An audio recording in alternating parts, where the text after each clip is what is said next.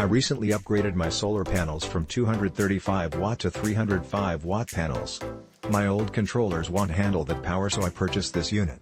Easy setup and use with the temp sensor and Mount 50 remote meter keeps my batteries topped off and working great.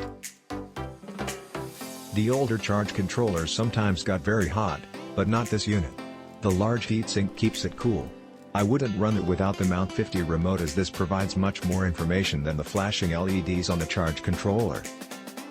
It's important to note that you really need to read and understand the instructions on how this charge controller works. I've read a lot of reviews on this charge controller, and in many, there is confusion by the reviewer as to what the charge controller is doing. I'm pleased with its performance. Update, June 26, 2017. I'm still impressed with this controller.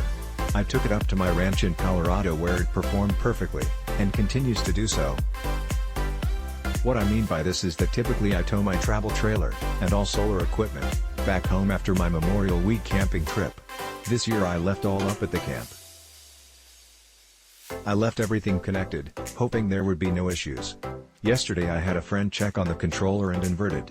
Everything is working perfectly. There is little draw on the batteries overnight, so it doesn't take long before the charge controller is done for the day after topping off the batteries. It spends most of the day dissipating the energy from the solar panels. My friend said the fins on the controller were just warm but not hot.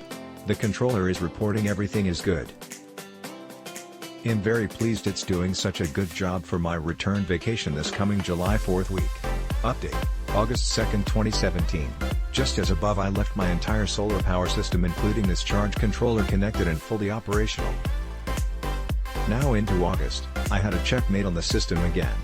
It hasn't been touched since I left shortly after July 4th. It's still working perfectly. Here's what I've got set up: two 305 watt solar panels connected in series. The panels go into the Solar Epic MPPT 40A solar charge controller at about 75 volts. Out of the charge controller I go to 4 Trojan 6V T105 batteries. The batteries are set up into two 12V pairs. The positive lead goes through a 40A fuse. The positive and negative are connected to opposite ends of the battery bank. This provides a complete charge across all the batteries. The leads going to my inverter are on the exact opposite to discharge the batteries evenly. This seems to work very well. The inverter is a Ramson Sunray 1500 pure sine wave inverter. From there I go into a kilowatt meter to keep track of power used, line voltage, etc. Out of the kilowatt meter I go into a fused power strip. Using a 30 amp travel trailer adapter to 15 amp plug, I plug in my travel trailer into the power strip. My travel trailer lights have been fully replaced with LED lights. Everything in the trailer runs: TV, DVD, furnace, fans, with the exception of the air conditioner. The refrigerator and freezer in my trailer are both 120V, so they also run off the solar power system. All these items with the exception of the solar panels, batteries, and refrigerator were purchased from Amazon. With the 4 T105 batteries I can run for 2 days with no sun. I'm adding 4 more batteries for my next visit starting in September.